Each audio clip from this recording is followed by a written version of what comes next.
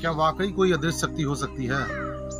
क्या वाकई कभी मुंह नुचवा आया था या चोटी कटवा आया था? ऐसे तमाम र्यूमर्स ऐसे फैले हुए हैं जिससे सभी लोग परिचित हैं। इसी संदर्भ में आज मैं जो एक स्टोरी लेकर के आया हूँ, वो एक सच्ची घटना है और दिल्ली की वो घटना है जब दिल्ली की गलियों में मंकी मैन का खौफ था। मंकी मैन ने दिल्ली की रातों की नींद को हराम कर रखा था। दिल्ली पुलिस की रातों की नींद उड़ गई थी। सभी लोग हैरान थे कि मंकी मैन आखिर है कौन। नमस्कार, मैं हूं देवव्रत पांडे और आप देख रहे हैं न्यूज ऑन द वे। ये स्टोरी दिल्ली से लगे गाजियाबाद की है, जहां करीब रात को एक आदमी अपने छत पे सोया हुआ था और उसके ऊपर लगातार हमले पे हमले होने लगते हैं। वो नींद में हाथ पांव चला करके भाग करके अपनी जान बचाता है। अगली सुबह वो इस बात को अपने मोहल्ले वालों से कहता है कि रात में एक बड़ा सा बंदर जैसा आदमी था, जो दिखने में बंदर जैसा था, लंबा था, चेहरा तो ठीक से उसका नहीं देख पाया, मेरे ऊपर लगातार वो हमले कर रहा था। पूरे शरीर पे उसके खरोंचे भी आई थी। और पहले तो उसके मोहल्ले वालों ने उसकी बातों पे ध्यान नहीं दिया और कहा, भाई तुम सपना देखे होगे और हो सकता है सपने में भागने के दौरान तुम्हें चोटें आ गई। बहरहाल कुछ दिन बीतते हैं, उसी गाजियाबाद में ही उसके घर के आसपास ही कुछ दिन बीत जाने के बाद एक पुरुष के ऊपर फिर हमला होता है और ये बात आग की तरह, सनसनी की तरह फैल जाती है। बात पुलिस तक जाती है। पुलिस भी इस मामले को शुरुआत में तो ध्यान नहीं देती है, लेकिन लगातार ये मामला अखबारों में उछलने लगा। अखबारों में आ जाने के बाद न्यूज चैनल्स भी एक्टिव हो गए।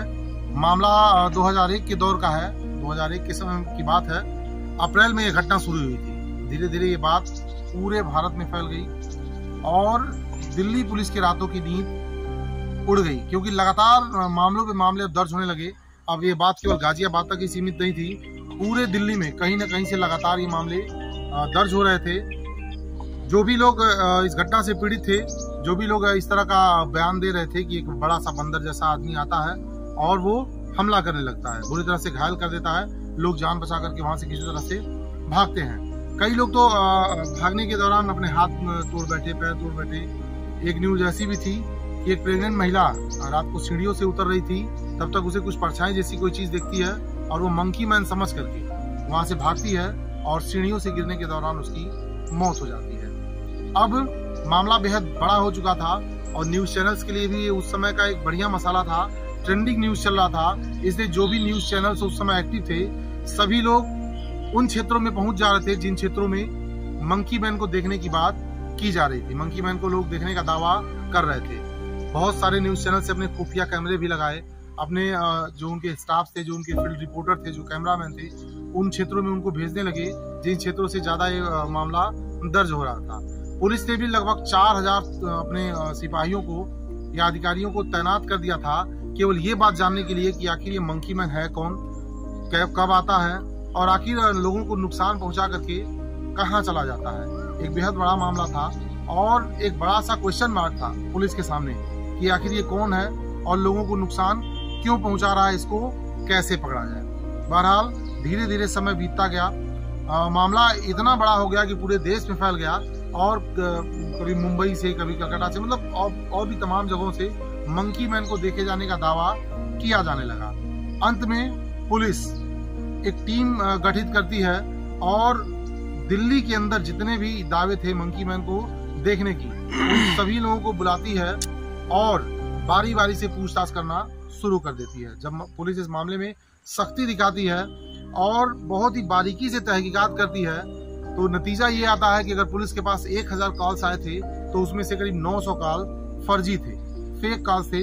100 कॉल्स ऐसे थे जिसपे यकीन किया जा सकता था और भरोसा किया जा सकता था कि इनकी बातों में कुछ सच्चाई है। बहरहाल पुलिस ने बड़ी ही बारीकियों से इस मामले का छानबीन करना शुरू कर दिया और मंकी मैन को जिंदा या मुर्दा पकड़ने वालों के लिए 50,000 रुपए इनाम घोषित कर दिया कि जो भी मंकी मैन को पकड़ करके लेके आएगा उसे 50,000 रुपए इनाम दिए जाएंगे। इसके बाद दूसरी तरफ जब पुलिस ने इस मामले में सख्ती दिखाई और उन सभी लोगों से पूछताछ करना शुरू किया, तो ज्यादातर मामले यही आए कि उस दौर में बिजली बहुत कम आती थी, बिजली कटौती बहुत ज्यादा होती थी। तो एक जरिया हो गया था मंकी मैन कि किसी भी क्षेत्र से फोन कर दिया जाए कि हमने मंकी मैन को देखा है, हमारे क्षेत्र में मंकी मैन दिखा है, तो उस क्षेत्र की बिजली नहीं काटी जाती थी। ये सरकार का ऐसा सख्त आदेश था कि जिस क्षेत्र में मंकी मैन दिखने का दावा हो रहा है उस क्षेत्र में 24 घंटे बिजली दी जाएगी। तो ज्यादातर लोग तो इस मौके का फायदा उठा रहे थे, फोन करते थे, प्रशासन को फोन करते थे कि यहाँ मंकी मैन इस क्षेत्र में दिखा है और यहाँ बहुत अंधेरा, तो तत्काल वहाँ बिजली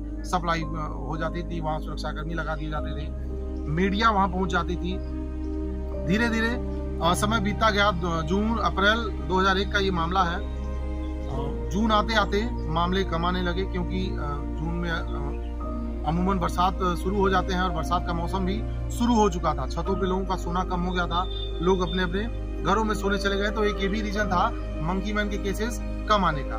उसके बाद पुलिस अंतिम कंक्लूजन पहुंचती है कि मंकी मैन जैसा कोई चीज नहीं है और ये मात्र एक अफवाह है जो एक के बाद एक दूसरे तक ये फैलता चला गया, जिसमें मीडिया की भी कहीं ना कहीं भूमिका रही, अखबार से लेकर के न्यूज चैनल वालों तक की भी भूमिका रही, जिससे ये मामला बड़े स्तर तक फैल सका।